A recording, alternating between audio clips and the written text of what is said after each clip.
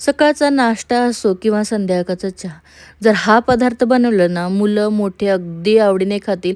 इतका खुसखुशीत आणि इतका चविष्ट लागतो. तर चला वेळ न घालवता व्हिडिओला सुरुवात करूया. व्हिडिओ कोणत्याही क्षणी अगदी थोडा जरी आवडला तर व्हिडिओला लाईक करायला विसरू नका. इथे 1 वाटी राशनचे तांदूळ मी 2 तासासाठी पाण्यात भिजत घातले होते आणि 1 बटाटा त्याची साल काढून किसून घेतलेला आहे. मिक्सरच्या भांड्यामध्ये आपण जे तांदूळ भिजत घातले होते ते तांदूळ काढून घ्यायचे. यामध्ये फक्त 1 चमचा दही टाकायचं. पाणी नाही टाकायचं, बिलकुल पाण्याचा वापर करायचा नाही. फक्त याला मिक्सरला फिरवून घ्यायचं आहे. जसं आपण इडलीचं बॅटर वाटतो ना, तसंच याला मी फिरवून घेतलेलं आहे.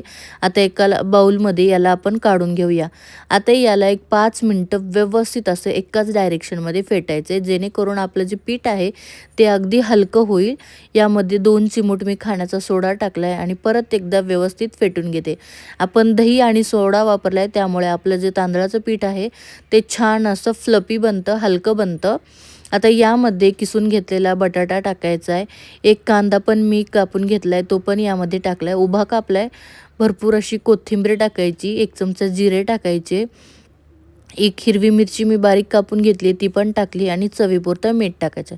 बस इतकंच साहित्य आपल्याला लागणार आहे. पण ही जी रेसिपी आहे ती जर तुम्ही मुलांना दिली ना, नेहमीचे तुम्ही पदार्थ विसराल, इतकी चविष्ट बनते.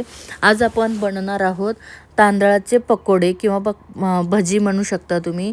बटाटा घालून ही भजी एकदम मस्त लागते.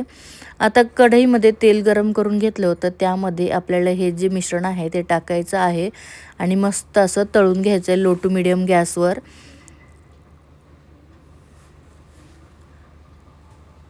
साईज तुम्हाला आवडेल तशी लहान मोठी तुम्ही टाकू शकता. आपण जो बटाट्याचा किस आणि कांदा टाकला आहे ना, ते जेव्हा एकदम तळले जातात ना, एकदम कुरकुरीत होतात आणि तांदळाचं पीठ तर ऑलरेडी एकदम कुरकुरीत होतं, तर ही भजी एकदम मस्त लागतात. तर त्या सर्व बाजूनी पलटून आपण याला लो टू मीडियम गॅसवर छान असं तळून घेणार आहोत. छान सोनेरी रंग येईपर्यंत मी याला तळून घेतलं आहे.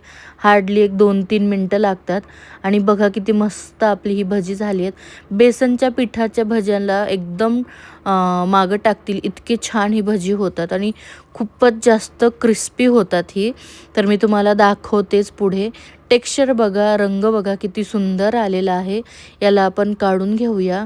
कुठलाही सॉस, चटणीसोबत तुम्ही ही भजी खाऊ शकता. मी तुम्हाला एक तोडून पण दाखवते बघा.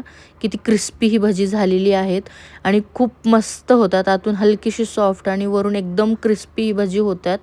नक्कीच ट्राय करून बघा. तांदळाच्या पिठाची ही क्रिस्पी भजी जर तुम्हाला आवडली तर व्हिडिओला लाईक करायला विसरू नका आणि चॅनलवर नवीन असेल तर चॅनलला सबस्क्राईब